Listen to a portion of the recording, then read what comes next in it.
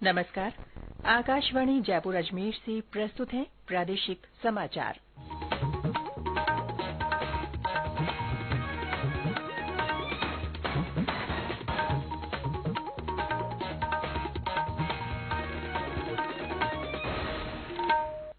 मुख्य समाचार।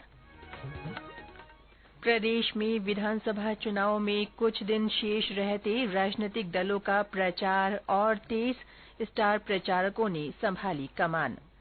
राज्य में पहली बार पात्र मतदाताओं के लिए आज से शुरू होगी होम वोटिंग। दीपोत्सव की श्रृंखला में आज गोवर्धन पूजा और अन्नकूट के आयोजन। ब्रज से लगते क्षेत्रों में विशेष उल्लास। और देश के पहले प्रधानमंत्री पंडित जवाहरलाल नेहरू की जयंती आज बाल दिवस के रूप में मनाई जा रही है।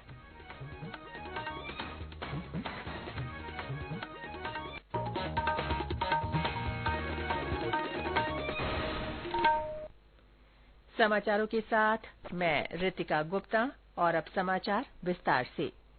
प्रदेश में विधानसभा चुनाव में कुछ दिन शेष रहते राजनीतिक दलों का प्रचार और तेज हो गया है। त्योहारों पर प्रत्याशी मतदाताओं से व्यक्तिगत संपर्क में जुटे हुए हैं। स्नेह मिलन समारोह में भी उम्मीदवार अपने पक्ष में माहौल बनाने के लिए लगातार कोशिश कर रहे हैं। इधर राष्ट्रीय नेताओं और स्टार प्रचारकों के भी दौरे बढ़ गए हैं। भाजपा नेता और केंद्रीय वित्त मंत्री निर्मला सीतारमण आज जयपुर में किशनपोल और आदर्श नगर विधानसभा क्षेत्रों में पार्टी उम्मीदवारों के लिए कार्यकर्ता सम्मेलन को संबोधित करेंगी। राज्यसभा सांसद और राष्ट्रीय प्रवक्ता सुधांशु त्रिवेदी का भी आज जयपुर में प्रेस वार्ता को संबोधित करने का कार्यक्रम है। पार्टी के स्टार प्रचारक केंद्रीय जल शक्ति मंत्री गजेंद्र सिंह शेखावत आज जोधपुर में जनसभाओं को संबोधित करेंगे।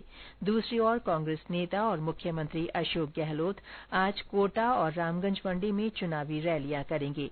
इधर मतदान में 10 दिन का समय शेष रहते त्योहारी माहौल अब चुनावी रंगत में बदल रहा है। ब्यौरा हमारे संवाददाता से। त्योहारी माहौल होने के कारण पिछले 3 दिन में राज्य में भाजपा और कांग्रेस के किसी वरिष्ठ केंद्रीय नेता की जनसभा नहीं हुई है।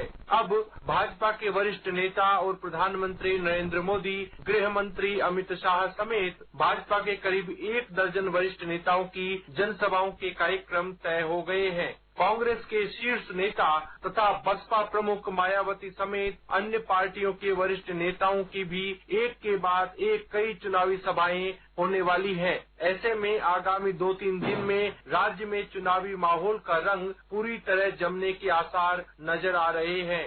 जितेंद्र द्विवेदी, आकाशवाणी समाचार, बरनाला, सवाई माधोपुर। राज्य विधानसभा चुनाव में भाजपा और कांग्रेस के अधिकृत प्रत्याशियों के खिलाफ चुनाव लड़ने वाले बागी उम्मीदवारों को पार्टी की ओर से चेतावनी जारी की गई है। कांग्रेस के राज्य प्रभारी सुखजिंदर सिंह रंधावा ने पार्टी के बागी प्रत्याशियों को पत्र जारी कर चेतावनी दी है कि वे पार्टी के अधिकृत प्रत्याशी के समर्थन में तुरंत चुनाव से रिटायर होने की घोषणा करें। ऐसा नहीं करने पर उनके खिलाफ अनुशासनात्मक कार्रवाई की जाएगी। श्री रंधावा ने कांग्रेस पार्टी के उन पदाधिकारी और वरिष्ठ नेताओं को भी चेतावनी दी जो पार्टी के अधिकृत प्रत्याशी की बजाय अन्य प्रत्याशी के प्रचार में शामिल हो रहे हैं। दूसरी ओर भाजपा के प्रदेश प्रभारी अरुण सिंह ने भी कहा है कि पार्टी के अधिकृत प्रत्याशियों के खिलाफ चुनाव लड़ने वाले बागी उम्मीदवारों के खिलाफ कार्रवाई की जाएगी। प्रदेश में पहली बार 80 साल से अधिक आयु के बुजुर्ग और दिव्यांग मतदाता आज से होम वोटिंग कर सकेंगे। इसके लिए करीब 63,000 पात्र मतदाताओं ने आवेदन किया है। निर्वाचन आयोग के अनुसार होम वोटिंग के लिए बायतू विधानसभा क्षेत्र से सबसे ज्यादा 1,401 मतदाताओं ने अपना पंजीकरण करवाया। वहीं करौली विधानसभा क्षेत्र से सबसे कम 15 वोटर्स ने इस सुविधा के लिए आवेदन किया। मुख्य निर्वाचन अधिकारी प्रवीण गुप्ता ने बताया कि योग्य मतदाताओं ने इस सुविधा का चयन करने के लिए बीएलओ द्वारा दिए गए 12D फॉर्म को भरकर बीएलओ को दिया था। इसके लिए विशेष तौर पर मतदान दल गठित किए गए हैं जो इन मतदाताओं को पोस्टल बैलेट के जरिए वोट डलवाएंगे। आइए अब जानते हैं सिरोही जिले की चुनावी हलचल। बढ़ती सर्दी के बीच प्रदेश के पर्वतीय जिले सिरोही में इन दिनों चुनावी गर्मी का असर बढ़ गया है। पिछले कुछ दिनों से जिले में प्रचार अभियान में तेजी आई है। बिजली, पानी और मूलभूत सुविधाओं के साथ ही विभिन्न मुद्दे चुनावी समीकरण पर असर डाल सकते हैं। सिरोही जिले के तीनों विधानसभा क्षेत्रों सिरोही, पिंडवाड़ा, आबू और रेवदर में चुनावी बयार तेजी से बह रही है। प्रत्याशियों द्वारा प्रचार के लिए जहां विभिन्न जनसभाएं की जा रही है, वहीं त्योहारी रौनक के बीच व्यक्तिगत जनसंपर्क भी प्रचार का अच्छा माध्यम बना हुआ है। देखा जाए तो जिले में मुख्य मुकाबला भाजपा और कांग्रेस के बीच ही है। सिरोही सीट पर भाजपा से ओटाराम देवासी और कांग्रेस से संयम लोढ़ा चुनाव मैदान में है। पिछले चुनाव में संयम लोढ़ा ने कांग्रेस से बागी होकर निर्दलीय चुनाव लड़ा और ओटाराम देवासी को पराजित किया था, लेकिन इस बार कांग्रेस ने संयम लोढ़ा पर विश्वास जताते हुए उन्हें टिकट दिया है। यहाँ पर भाजपा से बागी होकर भाजपा युवा मोर्चा के पूर्व जिला अध्यक्ष हेमंत पुरोहित निर्दलीय चुनाव लड़ रहे हैं। वे भाजपा के वोटों में सेंधमारी का प्रमुख कारण बन सकते हैं। पिंडवाड़ा आबू सीट पर भाजपा ने मौजूदा विधायक समाराम गरासिया पर ही दांव खेला है। इन्होंने पिछली बार कांग्रेस के लालाराम को पराजित किया था। इस बार चुनाव मैदान में कांग्रेस से लीलाराम गरासिया उनके सामने है। यहाँ पर भारत आदिवासी पार्टी के मेघाराम गरासिया इन दोनों के वोट बैंक पर असर डाल सकते हैं। शेष बची सीट रेवदर, यहाँ पर कुल 6 प्रत्याशी मैदान में हैं। भाजपा के जक्सीराम कोहली और कांग्रेस के मोतीराम कोहली के बीच कड़ी टक्कर देखी जा रही है। हालांकि ये सीट भाजपा का गढ़ मानी जाती है। 1990 के बाद भाजपा यहाँ से केवल एक बार 1998 में हारी है। जिले में भाजपा और कांग्रेस के अलावा बसपा, भारत आदिवासी पार्टी के प्रत्याशी और निर्दलीय भी चुनावी गणित पर असर डालेंगे।